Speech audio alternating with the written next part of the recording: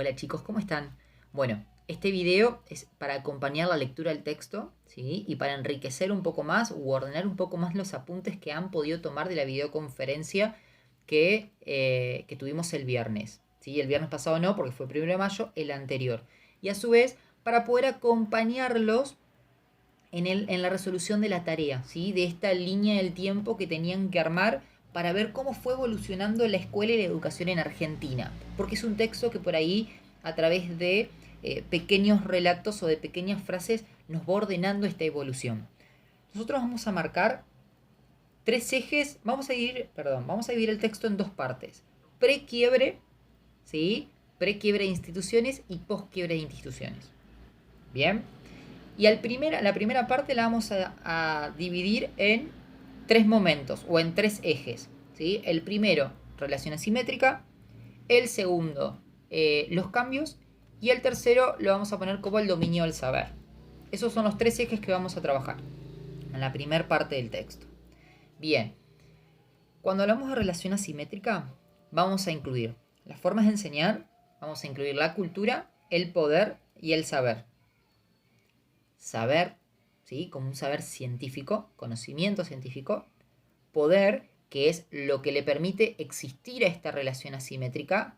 Hay alguien que sabe más, hay alguien que es superior, hay alguien que es inferior, que debe respetar, que en este caso estamos hablando del docente y el alumno, ¿sí? Y vamos a ver cómo evoluciona este concepto de relación asimétrica en la evolución de la educación también. Y por otro lado, la cultura. La cultura como un gran marco. ¿Un marco de qué? Un marco de estos ciudadanos que también forman parte de una sociedad y que como ciudadanos de esta sociedad son los que van a transmitir, ¿sí? Cultura. Grandes transmisores de la cultura. Esta sociedad a su vez va a estar compuesta por roles que tienen responsabilidades y que cumplen o gozan de grados de autoridad. Esta autoridad va a estar, obviamente, acompañada de lo que es, por ejemplo, el Estado, lo que son las instituciones y lo que es el conocimiento científico. Recordemos que para la época todo lo que tenga que ver con conocimientos científicos era fundamental porque era lo que le daba un reconocimiento y un sostén, ¿sí? Esta autoridad a su vez es lo que le brinda al rol docente, ¿sí? Un prestigio que los hace importantes dentro de la sociedad. Este prestigio es lo que le permite construir una gran alianza con las familias. ¿Por qué? Porque son ellas las que van a respaldar y van a acompañar las decisiones que los docentes vayan tomando. Si ustedes recuerdan, hay un chiste, sí, un gráfico que muestra docentes del 1900, por dar una fecha, y docentes del 2000, en los que ambos docentes lo que tienen en la mano es una evaluación escrita del niño en cuestión en estas imágenes, y en la que los padres del 1900, cuando ven que el hijo desaprobó, lo miran como retándolo al hijo. Y en la imagen de los docentes del 2000, ¿sí? Los padres miran al docente como recriminándole por qué le puso esa nota a su hijo.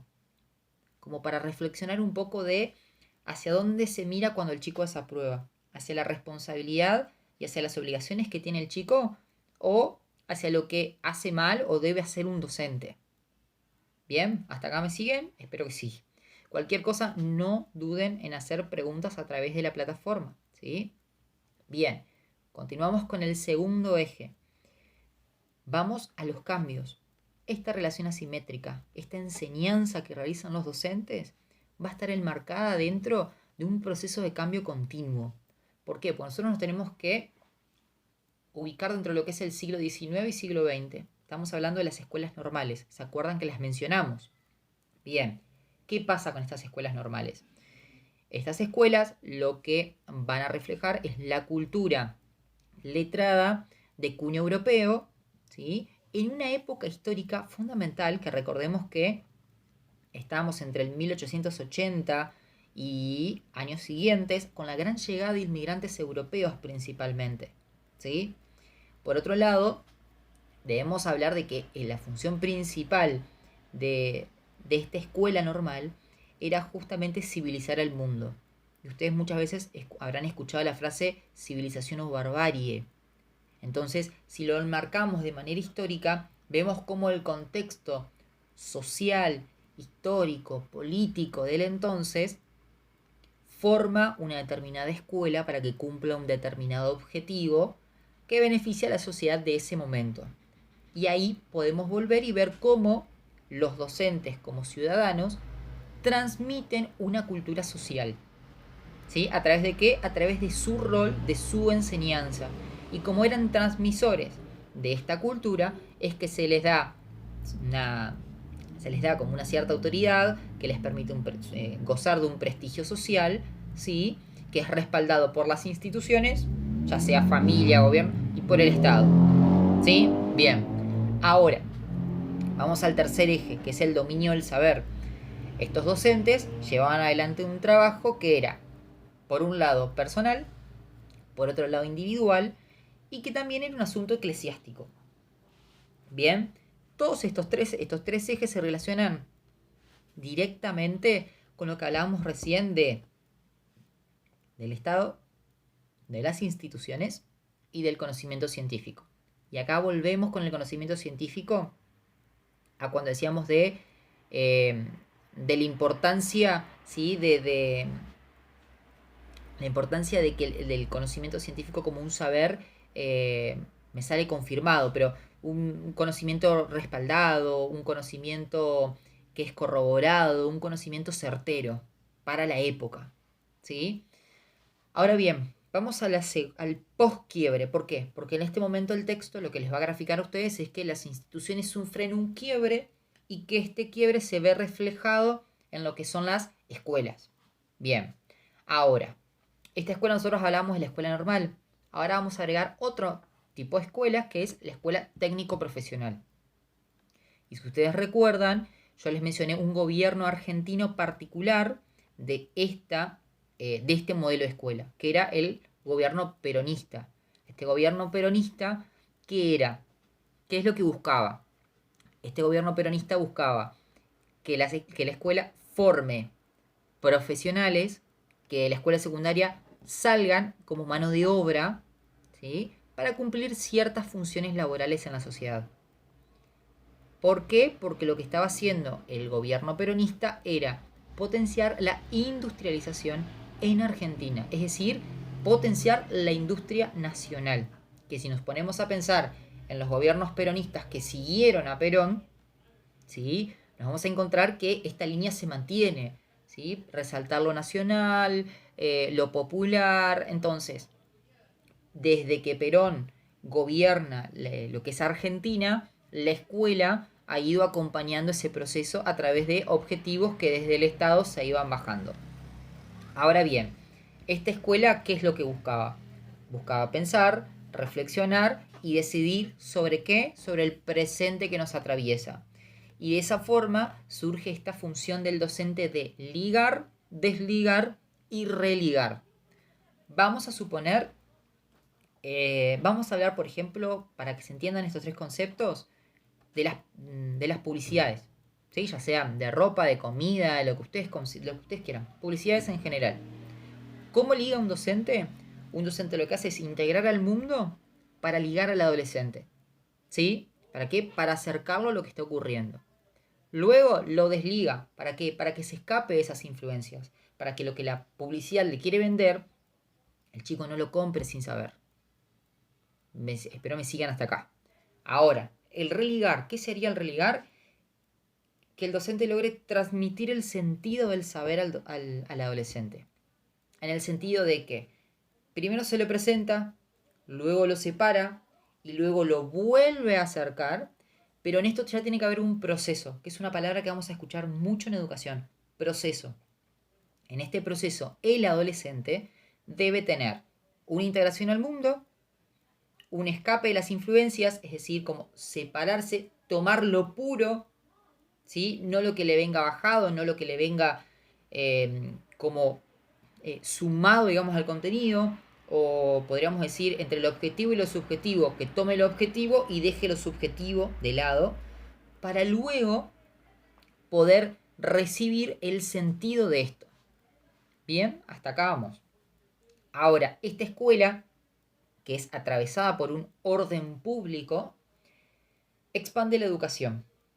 Pero, ¿cómo la expande? La expande a través de la fundación de escuelas, desde la prescripción de métodos, es decir, se marcaba cómo se debía enseñar, y de la entrega de títulos y certificados.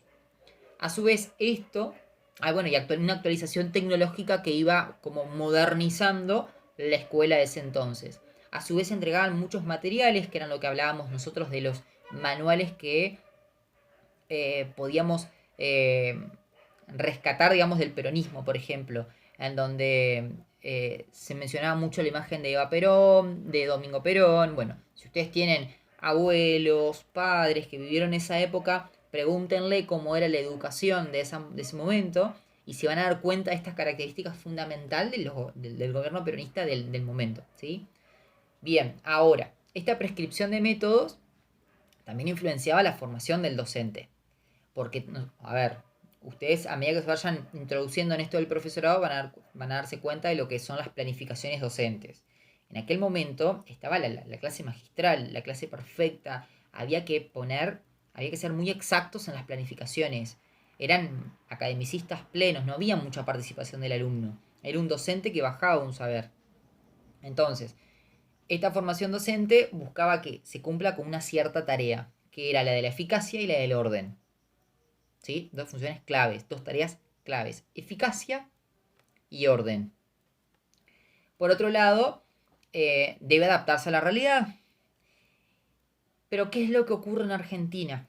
Nosotros tenemos que tener en cuenta que si estamos hablando de un orden público, no debemos dejar de mencionar lo que para Argentina significó un gran sacudón, ¿sí? A nivel social, político, económico, desde donde lo miren, lo que es la dictadura militar, ¿sí? Esta dictadura que viene, primero que nada, a bajar un control, ¿sí? Pone énfasis en la eficacia y por último, hace mucho énfasis en lo que es la vocación para el rol docente.